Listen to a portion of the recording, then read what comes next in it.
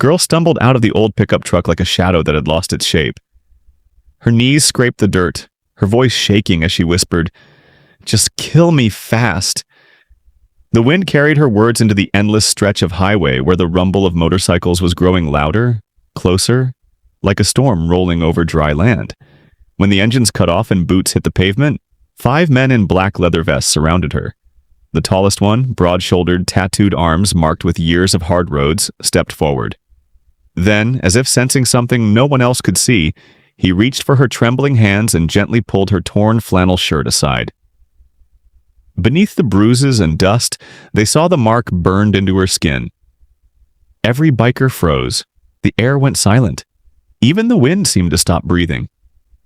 Before we continue, if you believe that kindness can save a life, that second chances matter, please take a moment to like this video, share it, and subscribe to Kindness Corner. Your support helps us spread stories that remind the world humanity isn't dead yet. Her name was Rain Whitlock, though it had been years since anyone had called her that. She had run for 3 nights without sleep, hiding behind dumpsters, living on scraps, her only goal being distance from a place she once called home. That home had turned into a private prison when the man she trusted most branded her like property, pressing hot metal into her side while she screamed for help that never came. The mark was a signature, a twisted emblem of control. She thought she'd die there, and maybe that would have been easier than escaping. But she ran anyway, and now, standing before a group of bikers she didn't know, she had no energy left to run again. The leader, Hawk Grayson, had seen plenty of lost souls. His crew, known across dusty highways as the Iron Shepherds, wasn't the kind of club people approached lightly.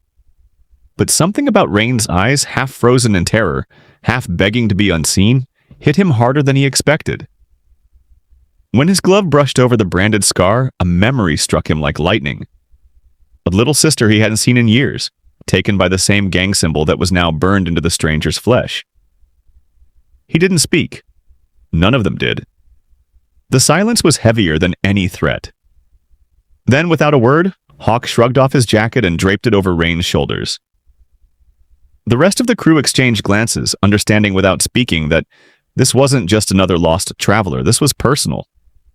They brought her to their hideout, an old gas station that doubled as a repair shop. Rain didn't ask where they were taking her. She didn't care. Her body was running on fear and exhaustion, her heart too numb to hope. But when they handed her water, patched her cuts, and gave her space instead of questions, something unfamiliar stirred inside her. Safety. That night, as she sat by the flickering light of a fire pit, Hawk finally spoke. His voice was calm, gravelly, but carried a strange gentleness. "Who did that to you?" he asked. She hesitated, eyes locked on the flames, then whispered a name she hadn't said out loud in years.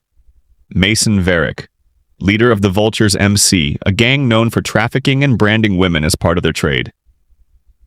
The air turned cold. The Iron Shepherds had history with the Vultures. Once allies until betrayal split the road between them. Hawk's jaw tightened, his fist curling against his knee. The mark on Rain's body wasn't just a scar, it was a challenge.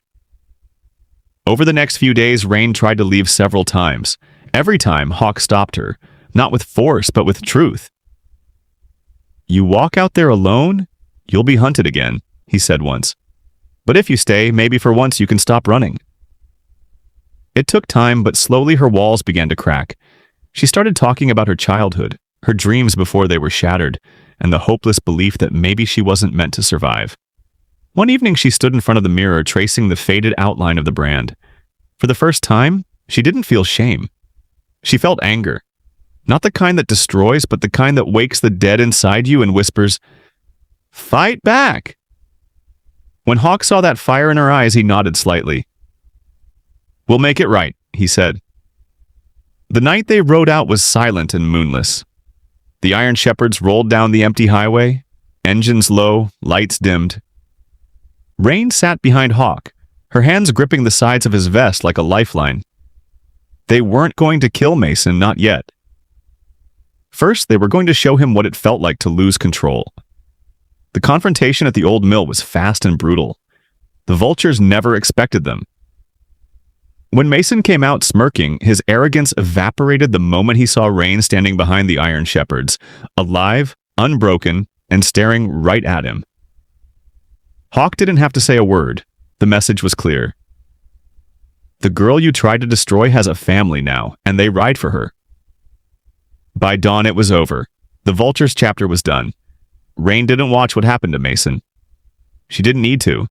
For the first time in years, she felt the sun on her face without fear. Hawk rode her back to the gas station, silent as ever. When they stopped, she got off the bike, looked up at him, and simply said, "Thank you for not letting me disappear." He nodded. "You're one of us now," he said. And for the first time, she smiled. Not the fragile, broken smile of someone pretending, but a real one. Because somewhere between pain and kindness, she had found her strength again. If this story touched your heart, if you believe in healing, in courage, and in the kindness that can save even one lost soul, please like this video, share it, and subscribe to Kindness Corner. Your support helps us tell more stories that remind the world that empathy still matters. Before you scroll away, comment below with one word that describes what this story made you feel. Was it hope, pain, or faith? We'd love to read your heart.